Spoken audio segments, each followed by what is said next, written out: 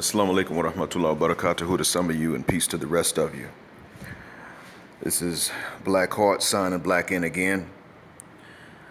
I want to give a shout out to not only the BGS but to others like him for a specific reason. Now some would say, especially those of you who are the most shallow, would say, oh, okay, so he's deriding BGS. Well, no, I'm giving credit where it's due. And there's a very practical reason for me doing that. And that is that when you have access to historical information from someone and they share it with you freely, and it involves something in which you're interested and about which you speak, you may want to get that so that you have a background. When it comes to black people, then it's always beneficial for us to know the history, because then it tells you who the enemy is. Now, see, if you see someone that's on the side of the road, drunk, begging, and you don't know the story, then you just don't know the story. But when someone knows that person's story, you can then go and find out what that person's story is. And you can find out, did he or she gamble everything away, become addicted and lose everything? Or did he or she fall victim to circumstances beyond their control? Did he or she just make a business investment and the business failed through no fault of theirs? And then they just didn't have they just didn't have a customer base in the end. What happened? Now, let's say that you see someone in that situation and you meet someone else later on who can tell you, no, he or she used to actually have a fortune. He or she used to be loaded, tons of money, and did not become addicted to drugs. No, at least not until after becoming homeless. No, that's not what wound up happening. If you find out that someone was successful and had a good track record and still wound up this way, then you got to look and see who or what did it. Well, that's what black folks are like. We're making this assumption that we've just always been more screwed up than other people. Now, have black folks been screwed up? Well, we're human, so chances are we're a mix of functional and dysfunctional, because that's what people are. But we have this, we have two misconceptions. One is that back in Africa, before the white man came, we were all kings and queens and we could fly and we were immortal and bulletproof, and we could go to other galaxies with our minds, and that's one extreme. And then the other misconception is that we were back in Africa and we were savages and we were just as niggerish there as we are here in the United States.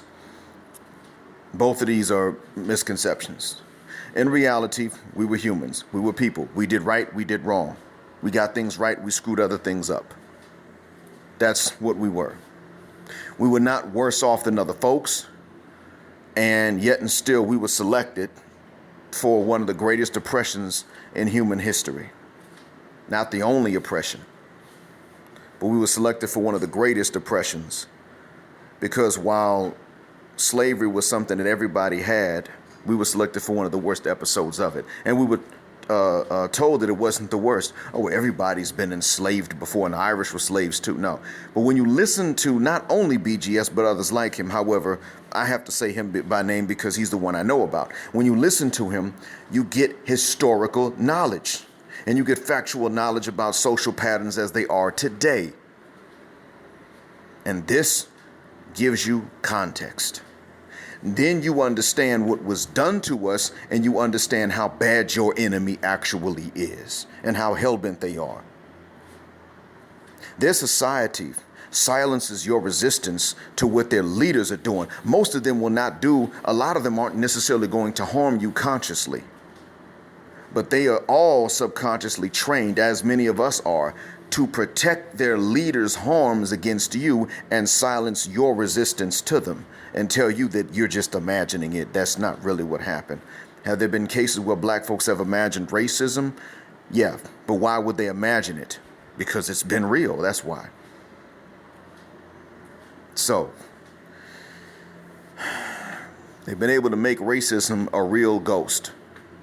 It has real effects, but it's not tangible.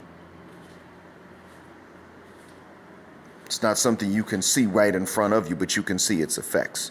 You see it manifest in people's actions, and it manifests subconsciously, and they're not even thinking about it. And so it's so hard to deal with. But when you get this historical knowledge he has and knowledge of current social patterns, then you understand what we're dealing with.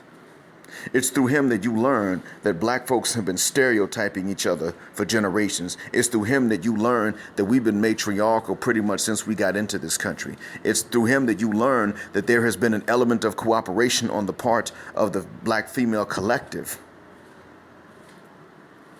An element of cooperation with the master. In the beginning, it was to protect the men, and later on, it was just to stay in a position above them. Now, this happened before in history. Guess where it happened? Ancient Rome. The slaves were of every color in ancient Rome.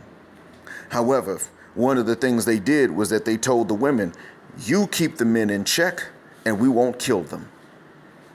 And the women that were enslaved began to keep the men in check so that the men who were enslaved would not be killed off. But guess what? After a while, they enjoyed it. And now we're witnessing the same thing here in the we're witnessing the same thing there where you are in the U.S. And if it works in the U.S., they're going to export that into the rest of the African diaspora. They're going to export it into Black Brazil, Black Costa Rica. It may already be there because they're killing black men in Brazil. You have black male cops killing black men in Brazil. Is this what we want? Well, you can't prevent it if you don't know what's happening. And in order to understand in order to understand the past, in order to understand the present, you must understand the past. When you understand both, then you understand the future. You don't have to predict it, you understand it. You understand what could change it. You understand your current trajectory, where you're headed. You understand how it can change, and you understand how it cannot change. You'll get that. And see, I would say this. Anytime you see something headed in one direction and it misses that by a few feet, that means its trajectory changed, and that's fine. But when you see something heading in one direction and all of a sudden it is heading in the exact opposite direction of where it was a few seconds ago, that means that it is run up against something much bigger and much more unyielding than itself and is bounced back in the opposite direction, like a wall. That's what that means, whether it's a social pattern or a physical object. That's what that means. And some people have said there's only one direction in which you can throw something, and it is guaranteed to go the opposite direction later, and that's up, because it'll fall back down. The other thing, too, though, is you can throw something up against anything else much bigger than it, and it will fall back in the opposite direction. It'll bounce back.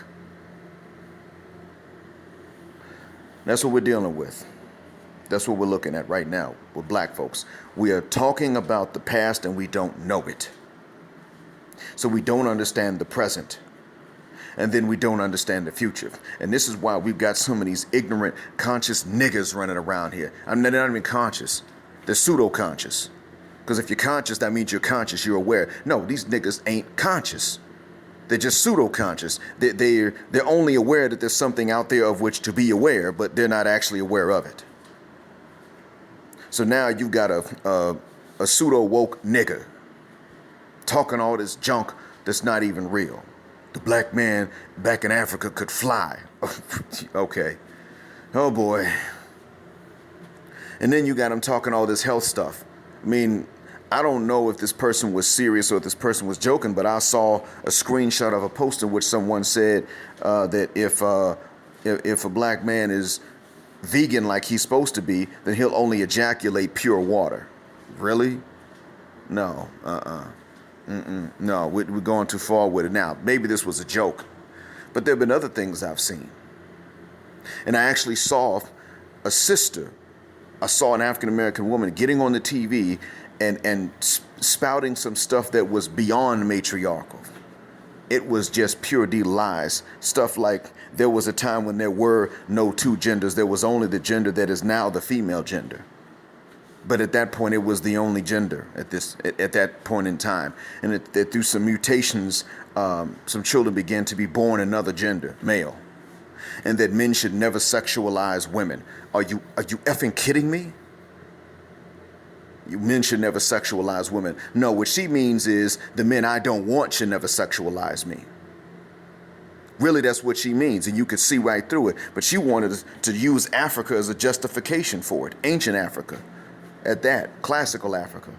And she started talking about traditionally believed in gods that were not capable of stopping the slave trade in the first place, and the Holocaust of Africa, and later the colonization. So if that's the case, then what are we doing talking about them and then trying to say that there was no such thing? I've met people that had these traditional beliefs from back home, and they believed that there was a supreme being that created human beings in both genders. Even many of them believed it. A lot of them didn't even believe that these so-called gods were actually gods, but rather just spirits. Now, would I agree with it? No. I wouldn't pray to these spirits. That's where we differ. But nonetheless, the point is that you got these pseudo-woke niggas in America outright lying, and they're trying to use these lies to justify matriarchy that only helps white folks and white supremacy. By disabling men so that there'll be less resistance, because men change environments. Men adapt out of necessity and change it when they can, as best they can. What we've got is women maintaining an environment that's not even good for other women, let alone good for men. That's not even working for them, because if it was, you wouldn't see so many of them complaining about the fathers of their children later on. Obviously, it's not working. They want men that are Pookies and Ray Rays. They want men that are bad dudes. This has been going on, and from BGS, I could pretty much surmise that this didn't start after emancipation. It started during slavery, but it got worse throughout the generations because of what we believed about ourselves. And now we're looking at an exaggeration of it, and much of it is not new. But through social media, we've been able to compare notes and become more aware of it. But what has also happened through social media is that you've got some of these women getting out there and justifying it. Telling you, well, I just can't accept a man that doesn't scare other people. Telling you this because now you got social media, you compare notes. So what they're doing is they're justifying it for other women that otherwise would not have been able to justify this in their minds and would have tried to make better choices. That's what we're looking at. But you can tell that because of history. Through BGS, I learned to look at certain patterns in history, and from some others, because I studied history before I ever knew he existed, before I knew anything about a manosphere. But I learned you could look at certain patterns in history. And if you take what happened to the AUC, the Atlanta University Center, what happened to the males at Morehouse, they had to wear dresses. They had to be told not to wear dresses and bring purses anymore to these graduations. Now, did Morehouse start off that way? Absolutely not. But the rumor preceded the reality. This is another historical pattern. A rumor precedes reality, because if I open up a university and the rumor gets out that it's open admissions, all you got to do is graduate high school and we accept you. If the rumor gets out like that, guess who's going to apply to my school? The pool of applicants is going to be those that just got out of high school, and that's going to be who I have from which to choose my next crop of students, and that's it. If I open up a university and open it up for women, and the rumor gets out that it's for lesbians, I'm going to have lesbian students applying to the school, and I'm going to have a pool of lesbian applicants from which to choose. If the rumor gets around, then the reality can be changed later on in certain cases. And this has happened when it's come to the NOI, the Nation of Islam, and I'm not a member of them. I got a different religion. But let's use them as an example. When the rumor got out that they were pretty much good for if you're an ex-con, if you're a convict in the prison and then an ex-con when you get out, then they're a good organization. Well, guess who started to gravitate to them? Now, from there, at that point, a lot of people in the NOI went into Orthodox Islam. Well, They went into it with the same orientation. So what you have now is a lot of African-American Muslims who go and they proselytize, but what do they proselytize? Prisons, jails, and ghettos. So people come in with these good hearts, but they're just not able, there's not much they can bring with them when they come into Islam. This is the one social pattern. A similar thing happens inside of inside of churches as well. Our churches, there are certain rumors that have surrounded our churches, and now they're becoming a reality. But I'm going to let the Christians deal with that or talk about what those details are. The point is, a lot of times, a rare reality becomes a widespread rumor, and then it becomes a widespread reality. We're dealing with this, but a lot of these are still misconceptions. And we can avoid these misconceptions and understand exactly what forces we're dealing with if we can learn the history behind them to understand the present and use both to understand the future. But to do that, you got to shut the shuck up and listen when somebody who knows history is telling it to you. And to do that, you're going to have to tune in to folks like BGS. Now, here's the example of which I know, so I called him by name. You may find someone else. You probably know somebody else that does the same thing, that will give you historical data. One of the ones from which I learned the most was his rant about history, and his rant about how it was that black men were trying to protect black women during the civil rights struggle, and what was our thanks for it later on. Seeing a lot of black feminists turn around and cooperate with white supremacy, knowingly and unknowingly, and start trashing black men. Well, we weren't leaders in the civil rights movement. Well, that's because if black women had been leaders in the civil rights movement more often than they were, somebody would have said, you black men ain't nothing back then. It was a lose-lose scenario. And what I learned from him is that black men they've been in a lose-lose scenario, a catch-22 from the very beginning. That's what I've learned from him. Historically speaking, we've been in one. That's exactly what we were meant to be in from the very time in the very beginning of our sojourn away from the shores of home and towards the Americas. We were in a catch-22 because somebody knew that if you want to keep a population good for nothing but serving others, you break them. And one of the ways you break them is you break the men and you convince the women to help you do it. And we're not the only ones that had this happen, but we are a more recent example. History helps, puts it into context. It gets rid of certain myths. I hope this has been a benefit. Assalamu alaikum. Black Heart, signing black out.